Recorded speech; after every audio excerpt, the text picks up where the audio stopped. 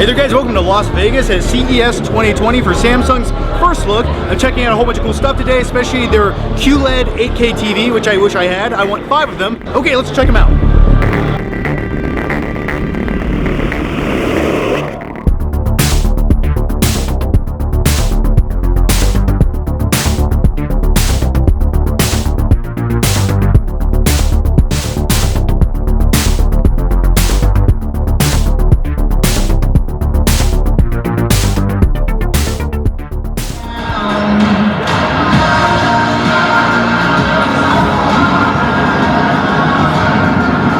That TV. Now let's talk about the wall. It's a modular micro LED television where you can control or customize the size. Look how epic this thing is. My only regret in life is not having a house big enough to fit this thing inside.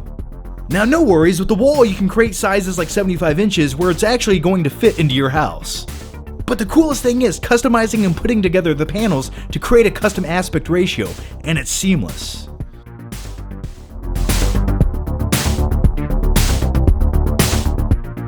Alright, so here's the new lineup of Samsung 2020 TVs. They're QLED, they're 8K, and something about all those pixels just makes me feel better about who I am and what I'm doing in life. 8K is essentially 4 times better than 4K, and the coolest thing is these have upscaling capabilities. So if you're watching a 1080p Blu-ray or 4K Blu-ray at home, they can actually upscale the physical media or whatever you're watching or streaming to true 8K. And that's amazing because the more pixels, the better. So no worries if you don't have 8K content. With AI upscaling, you can rewatch your favorite older movies on 8K. Like The Dark Knight or The Dark Knight Rises, or one of my personal favorite classics of all time, Over the Top. I would give anything to see Stallone's muscle definition in 8K, which wasn't possible before.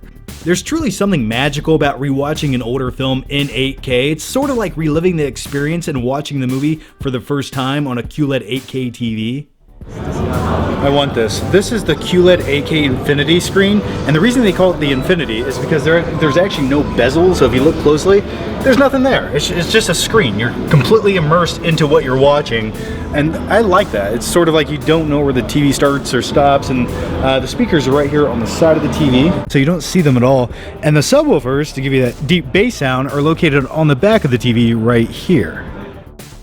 Another thing I really like about this TV is just how slim it is. Just look at it. Alrighty, I'm gonna take a seat now and check out Samsung's adaptive picture. The best way to put it, if your surroundings change, your picture quality won't.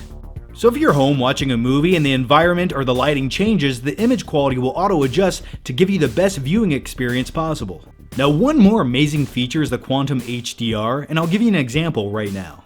Now look at this creepy, scary, dark kitty cat right here. It's pretty much just a black smudge on the screen with creepy eyeballs looking back at you that will haunt your dreams. But with Quantum HDR, the image enhances so you can see all of the fine details.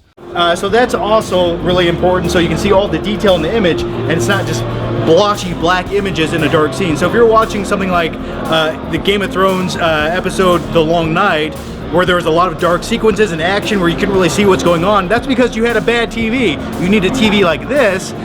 So yeah, I like that.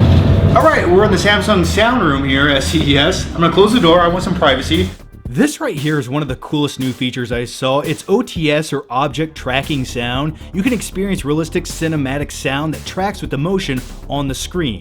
For me, when I watch a film at home, sound is just as important as what you're seeing visually on the screen because it helps immerse you into what's happening, the action, the environment. I know you can't really experience what it sounds like by watching this video, but trust me, it sounds awesome. It's 3D sound that puts you into the action of whatever you're watching, so if you're watching movies at home, it really heightens the action sequences, so I can only imagine watching like a war film or a car chase, or pretty much any of my favorite movies with this. So with object tracking on these TVs, the coolest thing is they have 2 speakers on the bottom, speakers on the side, and speakers on the top. That way, any object moving on the screen goes along with the speaker. So when you saw that speedboat going in circles, it was like the sound was emanating from each speaker to really give you that immersive experience. So it was starting down here, it went to the side, it went to the top.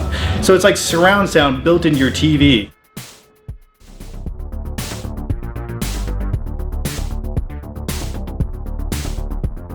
This right here is called Universal Guide, and it allows you to easily find any movie that you want to watch or content.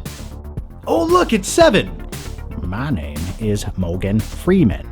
I know it's a bad impression. If you're like me and watch a lot of movies on VOD and spent more time looking for a good movie to watch than actually watching one, with Universal Guide it curates the content that you want to watch, so rather than searching for a movie for 4 hours to watch, well, you don't have to do that any longer. I've done that, never again. Now one day remote controls will disappear, and with Universal Guide you can use Voice Assistant and just tell the TV what you want to watch. It works with Alexa, Bixby, or Google. One amazing thing you can do with Voice Assistant, if you want to watch a certain movie for example, just say something from that movie. So you came back to die with your city? No. I came back to stop you.